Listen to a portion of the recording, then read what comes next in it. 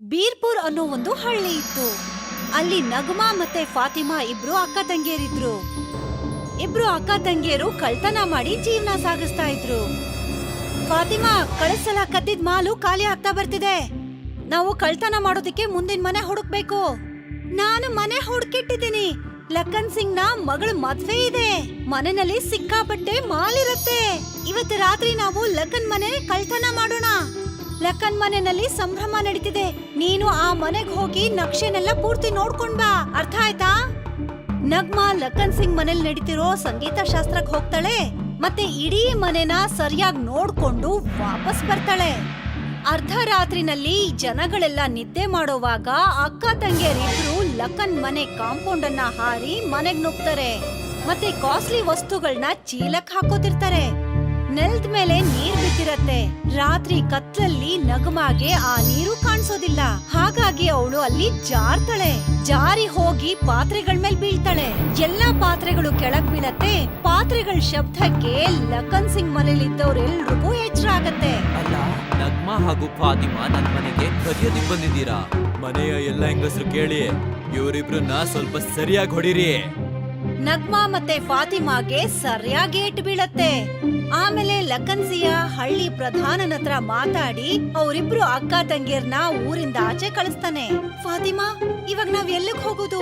ಮನೆ ಇಲ್ದೆ ಹೇಗ್ ವಾಸ ಮಾಡೋದು? ನಮ್ಗಂತೂ ಯಾರು ನೆಂಟ್ರು ಇಲ್ಲ. ನಾನ್ ಕೇಳ್ಪಟ್ಟಿದೀನಿ ಕಾಡಲ್ಲಿ ಒಂದು ಭೂತ ವಾಸ ಮಾಡತ್ತಂತೆ.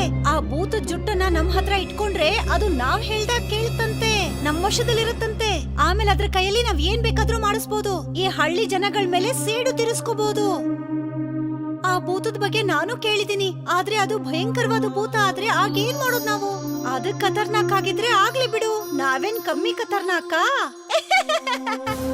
ಇಬ್ರು ಅಕ್ಕ ತಂಗಿಯರು ಕಾಡೊಳಗಡೆ ಇದ್ದಂತ ಭೂತದ ಹತ್ರ ಹೋದ್ರು. ಆದ್ರೆ ಆ ಭೂತ ನಿದ್ದೆ ಮಾಡ್ತಿತ್ತು.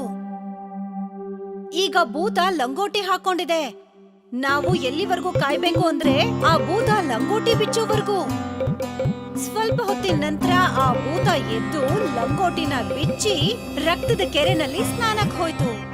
ಆ ಕೂಡ್ಲೆ ಅಕ್ಕ ತಂಗಿಯರಿಬ್ರು ಆ ಭೂತದ ಲಂಗೋಟಿನ ಕದಿತಾರೆ. ಈಗ ಇದನ್ನ ಎಲ್ಲಿ ಬಚ್ಚಿಡೋದು? ಇದನ್ನ ಕಾಳಿ ಮಾತದ ದೇವಸ್ಥಾನದಲ್ಲಿ ಬಚ್ಚಿಡೋಣ. ಭೂತ ಅಲ್ಲಿಗೆ ಹೋಗೋದಕ್ಕೆ ಹೆದರ್ಕೊಳ್ಳುತ್ತೆ. ಆ ಭೂತ ವಾಪಸ್ ಬರೋ ಹೊತ್ತಿಗೆ ಇಬ್ರು ಅಕ್ಕ ತಂಗಿಯರು ಆ ಲಂಗೋಟಿನ ಕಾಳಿ ಮಾತೆ ದೇವಸ್ಥಾನದಲ್ಲಿ ಬಚ್ಚಿಟ್ಬಿಟ್ ಬಂದ್ರು. ಅಯ್ಯೋ, ನನ್ನ ಲಂಗೋಟಿ ಎಲ್ಲಿ ಹೋಯ್ತು? ಇಲ್ಲೇ ಇಟ್ಟಿದ್ನಲ್ಲ. ನಿನ್ನ ಲಂಗೋಟಿ ನಮ್ ಹತ್ರ ಇದೆ. ನನ್ನ ಲಂಗೋಟಿಯನ್ನ ವಾಪಸ್ ಮಾಡಿ. ಒಂದು ಭೂತದ ಲಂಗೋಟಿ ಕವಚದ ತರ ಅದರ ರಕ್ಷಣೆ ಮಾಡುತ್ತೆ. ನಾವ್ ನಿನ್ ಲಂಗೋಟಿನ ವಾಪಸ್ ಕೊಡ್ತೀವಿ. ಆದ್ರೆ ನಾವ್ ಹೇಳ್ದಾಗೆ ನೀನು ಕೇಳ್ಬೇಕಾಗತ್ತೆ. ನನ್ನ ಲಂಗೋಟಿಯನ್ನ ಪಡ್ಕೊಳ್ಳೋದಕ್ಕೆ ನಾನ್ ಏನ್ ಬೇಕಾದ್ರೂ ಮಾಡ್ತೀನಿ. ನಿನ್ ಬೆನ್ನಿನ ಮೇಲೆ ಕೂರಿಸ್ಕೊಂಡು ನಮ್ಮನ್ನ ನಮ್ಮ ಹಳ್ಳಿ ಕರ್ಕೊಂಡ್ ಹೋಗು. ಆ ಭೂತ ಅಕ್ಕ ತಂಗಿಯರ್ ಇಬ್ಬರನ್ನು ಬೆನ್ನಿನ ಮೇಲೆ ಕೂರಿಸ್ಕೊಂಡು ಹಾರ್ಕೊಂಡು ಹಳ್ಳಿ ಕರ್ಕೊಂಡ್ ಹೋಗತ್ತೆ. ಅವರು ಹಳ್ಳಿಗ್ ಹೋಗಿ ತಲುಪ್ತಿದ್ ಹಾಗೆ ಇಬ್ರು ಭೂತಕ್ ಹೇಳ್ತಾರೆ, ಎಲ್ರು ಮನೆ ಮೇಲೂ ಮಂಜಿನ ಗೆಡ್ಡೆ ಮಳೆ ಸುರ್ಸು.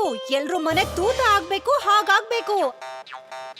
ಹಳ್ಳಿಲಿದ್ದಂತ ಪ್ರತಿಯೊಂದು ಮನೆ ಒಳಗಡೆ ಮಂಜಿನ ಗೆಡ್ಡೆ ಬೀಳ್ತಾ ಇತ್ತು. ಹಳ್ಳಿ ಜನಗಳು ಜೋರಾಗಿ ಕೂಗ್ಕೊಂಡು ತಮ್ಮ ಮನೆಗಳಿಂದ ಹೊರಗ್ ಬರ್ತಾ ಇದ್ರು. ನಗ್ಮಾ ಮತ್ತೆ ಫಾತಿಮಾ ಹಳ್ಳಿ ಜನಗಳು ಹೀಗೆ ಕೂಗಾಡೋದನ್ನ ನೋಡಿ ನಗ್ತಾ ಇದ್ರು. ನಡಿಪೋತ, ಈಗ ಈ ಹಳ್ಳಿ ಮಧ್ಯದಲ್ಲಿ ಒಂದು ಸುಂದರವಾದ ಮನೆ ಮಾಡು. ಆ ಮನೆನ ಯಾರೇ ನೋಡಿದ್ರು ಶಾಶ್ವತವಾಗಿ ಅವ್ರ ಮುಖ ಕಪ್ಪಗಾಗ್ಬೇಕು. ಆ ಭೂತ ಅಕ್ಕ ತಂಗಿಯರ್ ಹೇಳ್ದಾಗೆ ಹಳ್ಳಿ ಮಧ್ಯದಲ್ಲಿ ಒಂದು ಸುಂದರವಾದ ಚಿನ್ನದ ಮನೆ ಮಾಡತ್ತೆ. ಆಮೇಲೆ ಅದನ್ನ ಅವರು ಕೊಡುತ್ತೆ. ಆ ಭೂತನ ತಮ್ಮ ಮನೆ ಕೆಲಸಗಾರರನ್ನಾಗಿ ಮಾಡ್ಕೋತಾರೆ ಅಕ್ಕ ತಂಗಿಯರು. ಆ ಭೂತ ಪಾಪ ತನ್ನ ಲಂಗೋಟಿನ ಪಡ್ಕೊಳ್ಳೋದಿಕ್ಕೆ ಅವ್ರು ಹೇಳ್ದಾಗೆಲ್ಲ ಕೇಳ್ತಾ ಇತ್ತು. ಇಬ್ರು ಅಕ್ಕ ತಂಗಿಯರು ಆ ಭೂತದಿಂದ ಅಡ್ಗೆ ಮಾಡಿಸ್ತಾ ಇದ್ರು, ಬಟ್ಟೆ ಒಗಿಸ್ತಾ ಇದ್ರು, ಪಾತ್ರೆ ತೊಳಸ್ತಿದ್ರು. ಇನ್ನೊಂದು ಕಡೆ ಹಳ್ಳಿ ಜನ ತುಂಬಾ ತಲೆ ಕೆಡಿಸ್ಕೊಂಡಿದ್ರು. ಬೇಡ ಅಂದ್ರೂ ಸಹ ಹಳ್ಳಿ ಜನಗಳ ಗಮನ ಆ ಊರಿನ ಮಧ್ಯದಲ್ಲಿದ್ದಂತ ಆ ಚಿನ್ನದ ಮನೆ ಮೇಲೆ ಹೋಗ್ತಾ ಇತ್ತು. ಯಾರ್ದೇ ಗಮನ ಆ ಮನೆ ಮೇಲೆ ಹೋದ್ರೂ ಅವ್ರ ಮುಖ ಶಾಶ್ವತವಾಗಿ ಕಪ್ಪಗಾಗೋಗ್ತಾ ಇತ್ತು. ಹಳ್ಳಿಲಿದ್ದಂತ ಅರ್ಧ ಜನಗಳ ಮುಖ ಕಪ್ಪಗಾಗ್ ಹೋಗಿತ್ತು. ಹಳ್ಳಿ ಜನಗಳು ತಮ್ಮ ಸಮಸ್ಯೆನ ತಗೊಂಡು ಪ್ರಧಾನನ ಹತ್ರ ಹೋಗ್ತಾರೆ. ಮುಖ್ಯಸ್ಥರೇ, ನಗ್ಮಾ ಹಾಗೂ ಫಾತಿಮಾ ಆ ಭೂತವನ್ನ ವಶಪಡಿಸ್ಕೊಂಡು ನಮ್ಮ ಊರಿಗೆ ತುಂಬಾ ತೊಂದರೆ ಕೊಡ್ತಾ ಇದ್ದಾರೆ. ಮನುಷ್ಯರೆಲ್ಲ ಕರ್ರಗಾಗ್ಬಿಟ್ಟಿದ್ದಾರೆ ಹಾಗೂ ಬಹಳ ಹೆಣ್ಮಕ್ಳು ಜೀವನ ಪೂರ್ತಿ ಕರ್ರಗಾಗ್ಬಿಟ್ಟಿದ್ದಾರೆ. ಅವರ ಮದ್ವೆಯಲ್ಲಿ ತುಂಬಾ ತೊಂದರೆ ಆಗುತ್ತೆ. ಏನಾದ್ರೂ ಮಾಡಿ.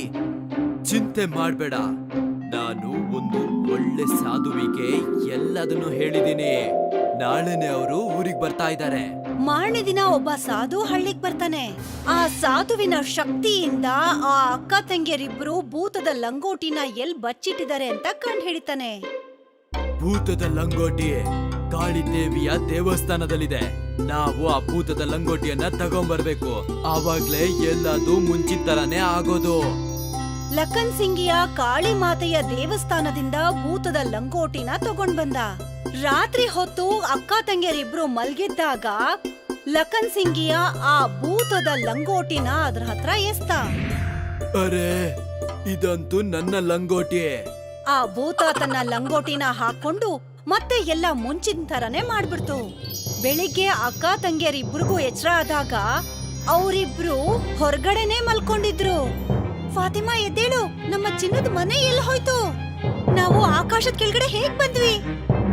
ಇವಾಗ ನಿಮ್ಮಿಬ್ರ ಆಟ ಮುಗ್ದೋಯ್ತು. ಭೂತದ ಲಂಗೋಟಿ ಸಿಕ್ಬಿಟ್ಟಿದೆ ಹಾಗೂ ಅದು ನಮ್ನೆಲ್ಲರನ್ನು ಸರಿಪಡಿಸಿದೆ. ಇವಾಗ ಸ್ವಲ್ಪ ಕನ್ನಡಿಯಲ್ಲಿ ನಿಮ್ಮ ಮುಖನ ನೋಡ್ಕೊಳ್ಳಿ.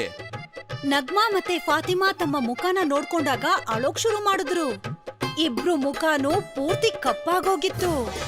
ಭೂತ ಹೇಳಿದೆ, ನೀವಿಬ್ರು ಈ 2 ವರ್ಷ ತನಕ ಊರಿನ ಎಲ್ಲ ಮನೆಯಲ್ಲೂ ಕಸ ಗುಡಿಸ್ಬೇಕು. ಅವಾಗ ಮಾತ್ರ ನಿಮ್ಮ ಮುಖ ಸಾಮಾನ್ಯವಾಗುತ್ತೆ. ಈ ರೀತಿ ಇಬ್ರು ಅಕ್ಕ ತಂಗಿಯರ್ಗೆ ತಾವು ಮಾಡಿದ ತಪ್ಪಿಗೆ ಶಿಕ್ಷೆ ಸಿಕ್ತು.